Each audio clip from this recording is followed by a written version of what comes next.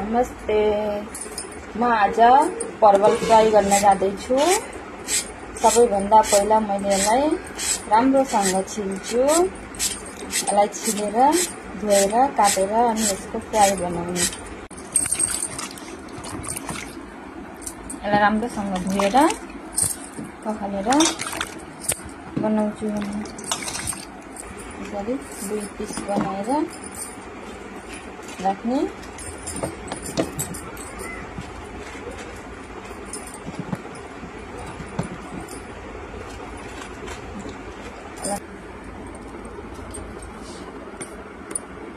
यसमा मैले निमक,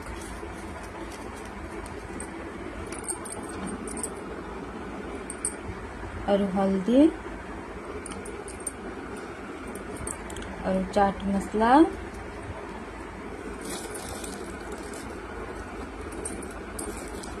अरू धनिया पाउडर, अरू थोरै जीरा पाउडर हाल्दैछु।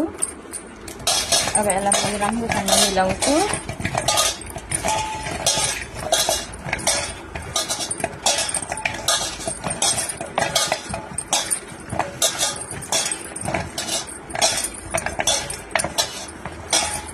राम्रोसँग मिलाएर यसलाई 10 मिनेटको लागि रेस्ट हुनको लागि राखिदिन्छु, ताकि यसमा सबै नुन अरू मसलाहरू भिजोस्। तेल तातिसक्यो, म यसमा फ्राई गर्न जाँदैछु।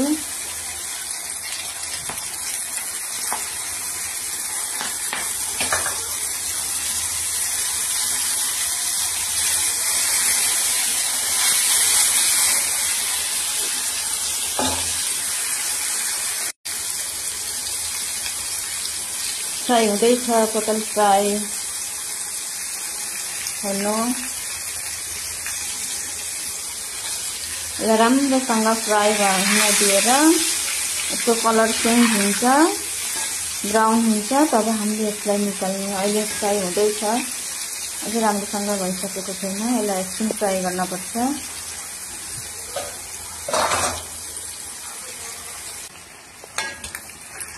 हजुर हेर्न सक्नुहुन्छ, यसको कलर चेन्ज भइसकेको छ। यो अब पाको, यो पाकिसक्यो।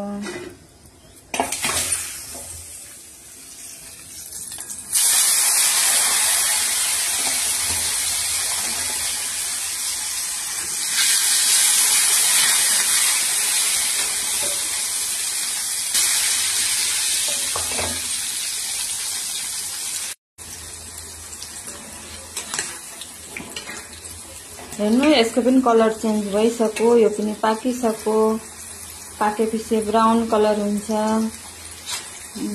हजुरहरूले घरमा कोले बनाएर खानुभएको छ, कोलाई राम्रो लाग्छ कमेन्ट गरिदिनु होला। अरू हजुरहरूलाई के भिडियो हेर्न मन पर्छ भन्नु। धन्यवाद।